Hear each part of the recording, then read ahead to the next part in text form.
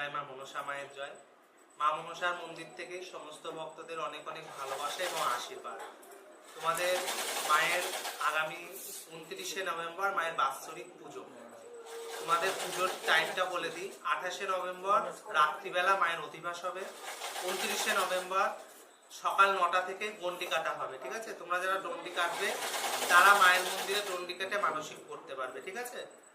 আর হচ্ছে যে দুপুর 12টার সময় মায়ের ব্রহ্ম ঘট প্রতিষ্ঠা হবে এবং পুজোর ব্রহ্ম ঘট প্রতিষ্ঠার পরে মায়ের পুজো হবে, ঠিক আছে? পুজো অন্তত সমস্ত ভক্তদের প্রসাদ বিতরণ করা হবে আর মানব কল্যাণের জন্য মহাযজ্ঞ হবে। সবাই আসবে, এই টাইম বলে দিলাম। তোমরা সবাই আসো, মায়ের প্রসাদ খাও, মায়ের কৃপা আশীর্বাদ লাভ করো।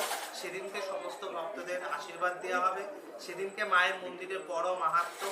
মায়ের মন্দিরে দণ্ডি কেটে এবং মায়ের কাছে যদি চোখের জলে তার রাঙাচরণ ধুয়ে যদি কেউ কিছু চায়, অবশ্যই তার মনস্কামনা মা আগামী 1 বছরের মধ্যে পূরণ করবে। এটা মায়ের মন্দিরের মাহাত্ম্য। সমস্ত ভক্তদের উদ্দেশ্যে এই বার্তা পৌঁছে যাক এবং সবাই মায়ের মন্দিরে আসো। জয় মা মনসা মায়ের জয়।